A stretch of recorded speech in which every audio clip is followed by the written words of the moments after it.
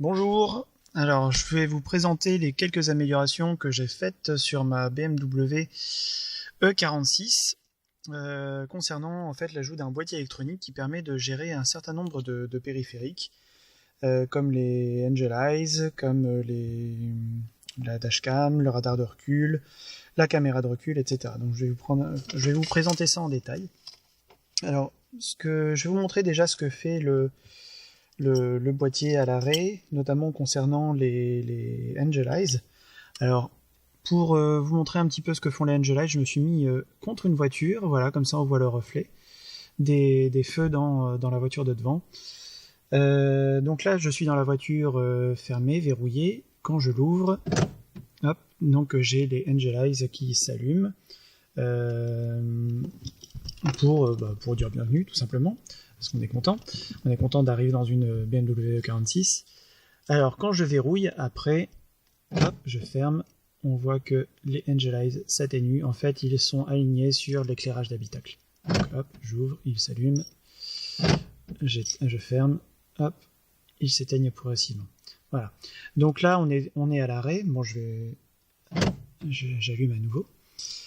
On est à l'arrêt, la clé donc n'est pas sur le contact, je l'ai ici. Alors je verrouille à nouveau. Voilà. Alors, déjà, rien qu'à l'arrêt, sans avoir aucun contact, on peut constater que les Angel Eyes en mode atténué, donc ils sont pas en pleine puissance, ils sont atténués, contrôle les veilleuses. Donc si je prends la commande de le commodo de clignotant pour allumer la veilleuse à gauche, voilà, je vois que les Angel Eyes sont allumés à gauche, en atténué. Si cette fois je fais à droite, voilà, les Angel Eyes sont allumés à droite.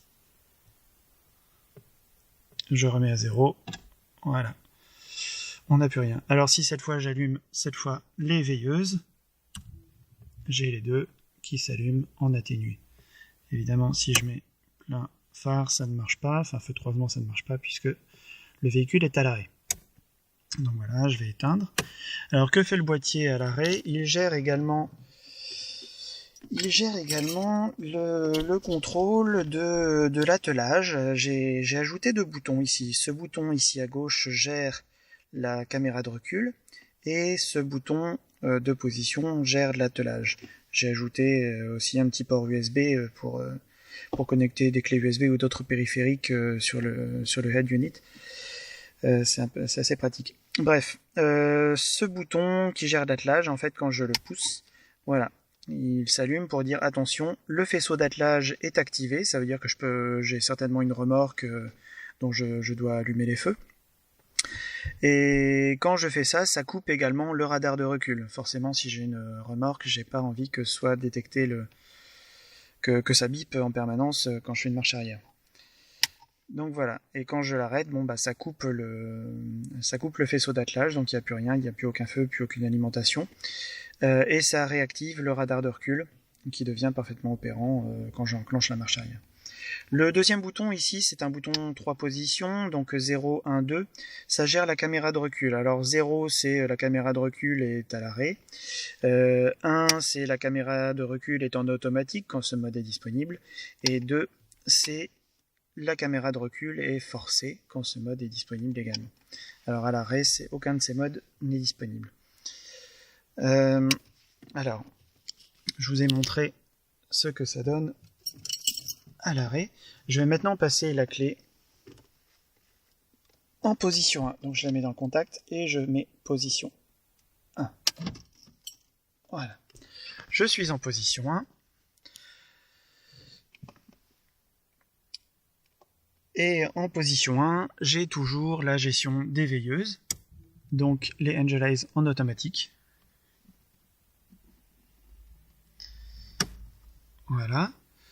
La gestion des Angel Eyes gauche-droite, donc ça marche toujours sur les veilleuses en même temps que le clignotant.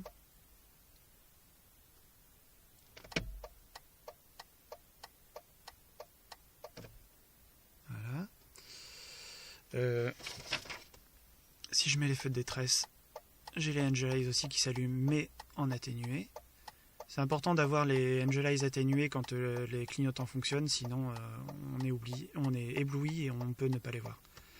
Donc c'est important. Alors en clé position 1, j'ai mon Head Unit qui s'est allumé. Donc ça veut dire que j'ai un mode qui est rendu disponible, c'est le mode forcé de la caméra de recul. Alors le mode automatique, c'est sur l'enclenchement de la marche arrière, donc ça ne marche pas en clé position 1. Par contre le mode forcé, lui il fonctionne. Hop, voilà, j'ai ma caméra de recul qui s'est activée. Donc je peux forcer ma caméra de recul même si je ne recule pas.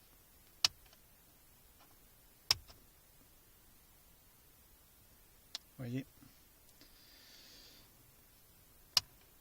Donc à l'arrêt, je remets le mode automatique. L'attelage, bon, le bouton de contrôle d'attelage, il marche dans toutes les positions de clé, il marche en permanence. Alors en clé position 1, j'ai également le port USB passager. Alors un peu difficile de vous le montrer, mais il y a un port USB passager qui est alimenté et qui permet donc aux passagers à l'arrière de pouvoir connecter un téléphone ou faire d'autres choses. Voilà. Alors, quand on passe ensuite en position 2, hop, et je vais démarrer le moteur d'ailleurs, tant qu'on y est. J'ai les Angel Eyes qui sont allumés en pleine puissance, puisqu'en fait ils sont cette fois-ci en position feu de jour. Quand j'ai la clé en position 2, ça allume aussi un certain nombre d'accessoires, notamment la dashcam. Donc la dashcam, la caméra frontale, tout ça, ça s'active.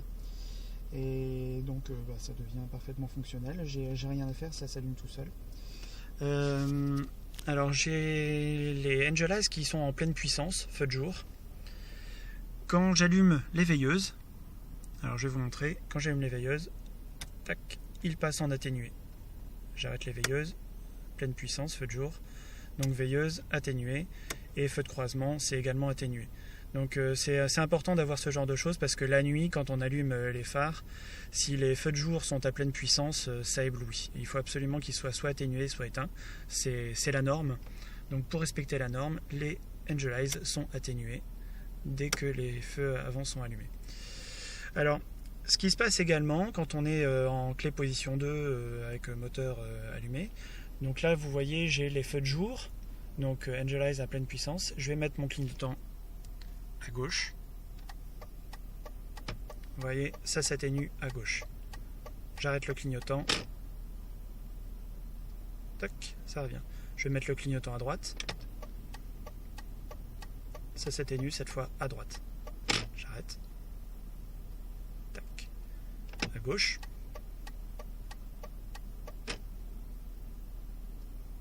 À droite. Voilà, bon, vous l'avez compris, les Angel Eyes s'atténuent du côté du clignotant en marche pour le laisser bien visible. Si je mets les feux de détresse, évidemment, ça atténue les deux. Voilà.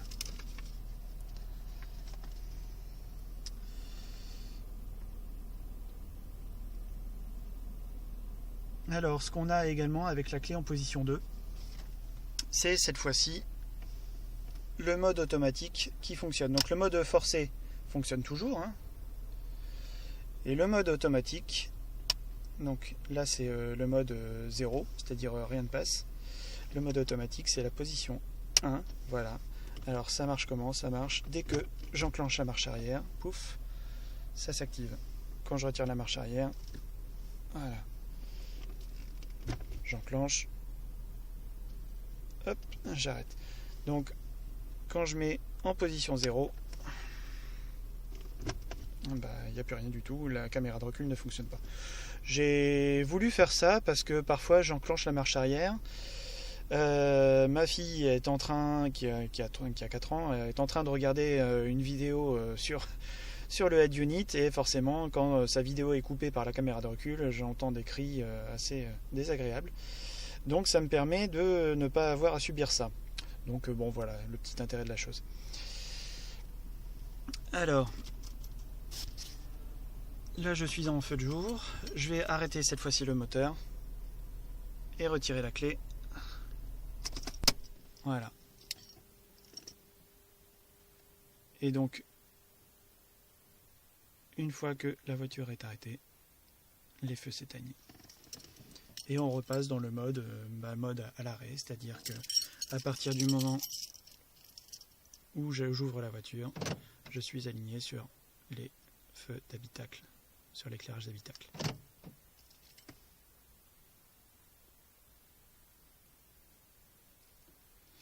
Voilà, donc c'était la petite présentation de mes petites améliorations que j'ai faites au niveau électronique sur la BMW E46.